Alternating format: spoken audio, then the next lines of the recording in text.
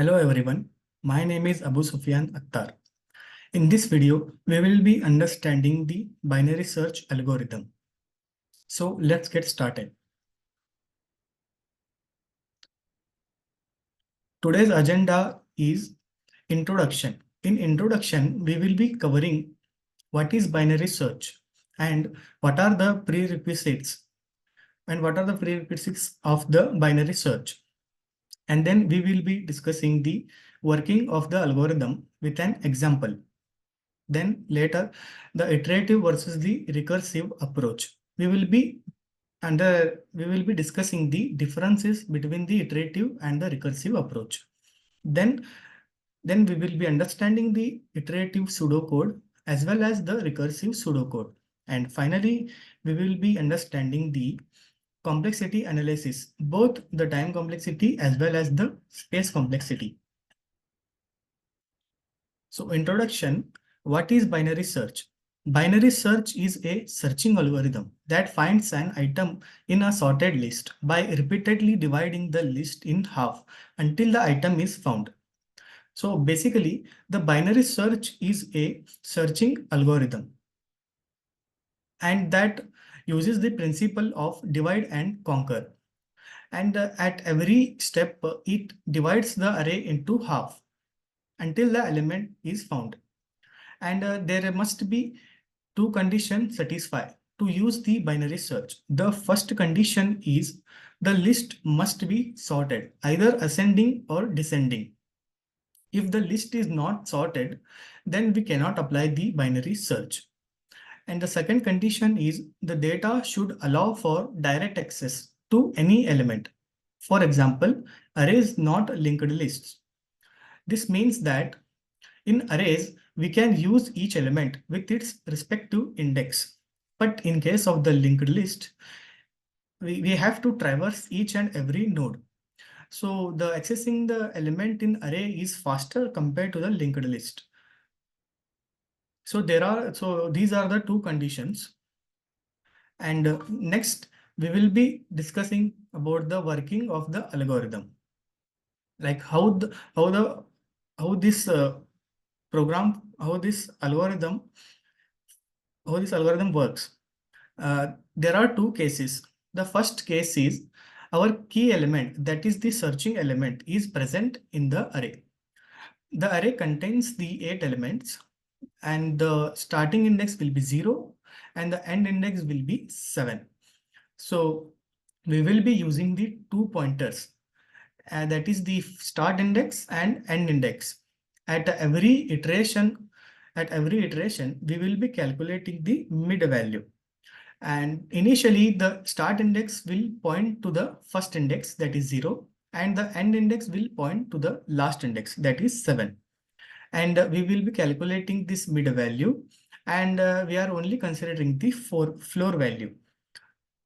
So 0 plus 7 by 2 is 3.5, but we are only considering the floor value.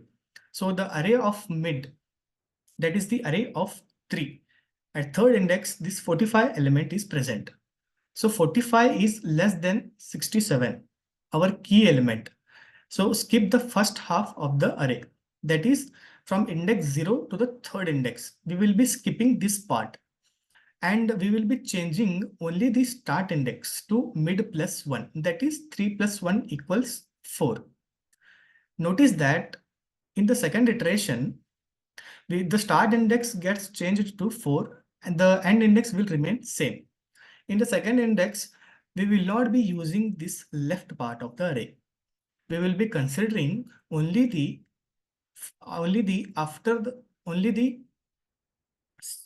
fourth index onwards.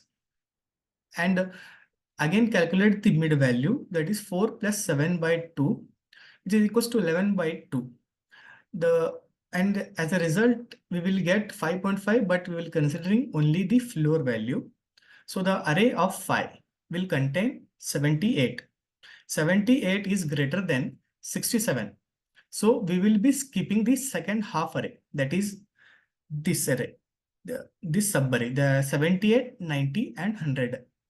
So so we will only change the end index to mid minus 1. That is 5 minus 1 equals to 4. The start index will remain as it is, but the end index gets changed to 4. Again, calculate the mid value, which will result into 4. So the array of 4 is equals to 67. Notice that our array of mid is matching with our key element. So we found the searching element and we return that mid value. And another case is that our key element, our searching element is not present in our array. The key element here is 50, and you can see that the 50 element is not present in this array. So initially the start index will be 0, end index will be the last index of the array, that is 7, and calculate the mid value, which will result into 3. So array of 3 is equals to 45. So 45 is less than 50. So skip the first half of the array. That is this left part, 0 to the third index. Now start the index. Now change the start index to mid plus 1. That is 3 plus 1 equals 4. So start index is 4 now and end index is 7. And calculate the mid value, which will be 5. So array of 5 is 78. 78 is greater than 50. So skip the second half, that is from the index 5 to 7. And now end index will changes to mid minus 1. That is 5 minus 1 equals 4. And the third iteration, the start index and the end index will both point at the fourth index. And the mid value is also 4. And array of 4 is 67. So 67 is greater than 50. So we will be changing the end index. That is 4 minus 1 to 3. And notice here, the start index is greater than the end index.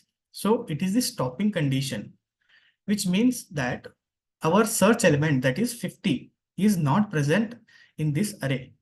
So we will be stopping the execution and we will be returning -1 as the result. The binary search problem can be solved using the two approaches, that is iterative and the recursive. We will be understanding what is the differences between these two approaches. So the iterative approach uses loops to keep dividing the array until the target is found.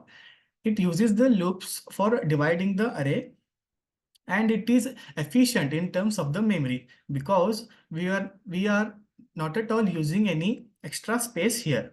Only we are using the 2 pointers, that is the start index and the end index. And in case of the recursive method, it breaks the array into smaller parts using the function calls. In the recursive method, we are using the recursive functions. The recursive function is a function that calls itself and easier to understand logically, but uses more memory because of the call stack. At each function call, the call gets stored in the stack. So it is not memory efficient as compared to the iterative method.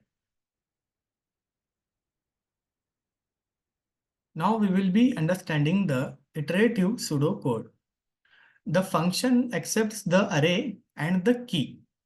Initially, the start index will point to the first index of the array and the end index will point to the last index of the array. That is the length of the array -1. And the start index, if the start index is less than or equal to the end index, we will be performing these set of instructions. And whenever our searching element is not present in the array, in that case, the start index will become greater than the end index. Then we are returning -1. So at each iteration, we are calculating this mid value, that is start index plus end index by 2. If this after calculating this mid value, we are checking with the 3 conditions. The first condition is if the array of mid is equals to the key, that is the searching element, then we are returning the mid value. Else, the array of mid is less than our key element, then we will be changing only the start index to mid plus 1. And if the array of mid is greater than the key, in that case, we will be changing only the end index to mid minus 1. And coming to the recursive pseudocode, every recursive function has one base case that tells the function where to stop the execution. So in our example, if the start index is greater than the end index, then we are returning the -1. That is, the element is not present in the array. The recursive function accepts the 4 parameters, that is array, key, start index, end index. The array and the key are not changing. We are only changing this start index and the end index. At each recursive function call, we are calculating this mid value, that is start index plus end index by 2. If this array of mid is equals to key, then return the mid. Else the array of mid is less than key, then make a recursive function call. The array and key remains as it is. If the array of mid is less than key, then we are changing the start index to mid plus 1 and the end index will remains same. If the array of mid is greater than the key, then make a recursive function call. Array and the key parameters remain same, but the start index also remains same, and the end index will changes to mid minus 1.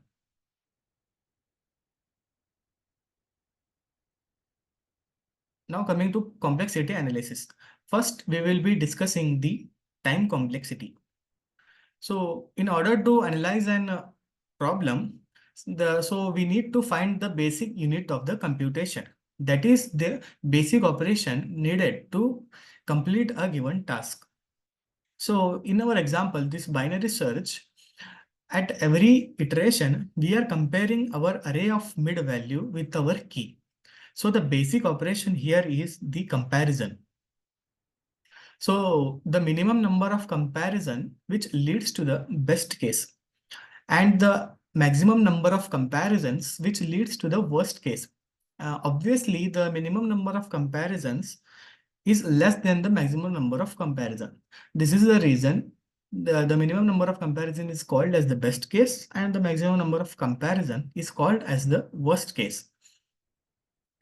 We will be discussing this best case and average case and the worst case one by one. Let's first discuss the best case. When the best case occurs and what it is and what the best case is. The best case scenario of the binary search occurs when the target element is in the central index. That is our searching element is exactly present at the middle of the array. So in that situation, there is only one comparison. So the best case time complexity will be big O of 1.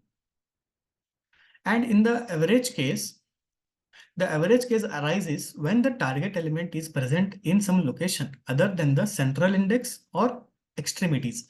The central index we discussed in the best case, and the extremities represents the first index of the array and the last index of the array. The average case arises when the searching element is other than these two conditions. So we will be discussing how the average case takes place.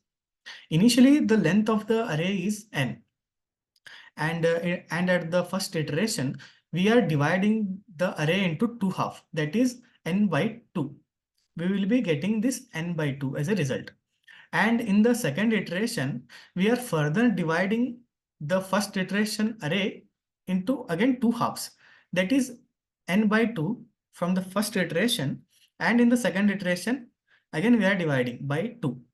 So finally the the length of the array will be n divided by 2 to the power 2. In general, for the k iterations, the length of the array will be n divided by 2 to the power of k. If we represent the equation in a mathematical form, we will get that we will be getting length of the array is equals to n divided by 2 to the power of k is equals to 1. Why this RHS part is equals to 1? Because as we are dividing the array into two halves, so at last the length of the array will become 1. So that is the reason the RHS part is equals to 1. So if we shift this 2 to the power k to the RHS side, we will be getting n is equals to 2 to the power of k. After applying the log on the both sides, the equation will become log n is equals to k times of the log 2. And log 2 to the base of 2 is equals to 1. So the equation will become k is equals to log n. So the average case time complexity will be big O of log n. And in the worst case occurs when the target element is smallest element or the largest element of the sorted array. That is, that our target element is present at the first or the last index. In that case also, there are log n comparisons in total. So the worst case time complexity is big O of log n. Notice that our iterative approach and the recursive approach, the time complexity will be same. There is no difference in the time complexity of both the approaches. The time complexity will remain as it is. And in the best case, for both the approaches, the best case time complexity will be big O of n, and in the average case, big O of log n, and in the worst case, big O of log n. Now coming to the space complexity, there is a difference here. There is a difference in the iterative and the recursive approach. In case of the iterative approach, no extra space is used. As I told earlier, in the iterative approach, we are using only 2 pointers, that is start index and end index. No extra memory will be used. So the space complexity will be big O of 1. But in case of the recursive approach, in worst case, log n recursive calls are stacked in the memory. In the recursive approach, we are calling the recursive function. At each recursive function call, it gets stacked in the memory. So that is the reason it is not efficient in terms of the memory. So the overall space complexity of the recursive approach will be big O of log n.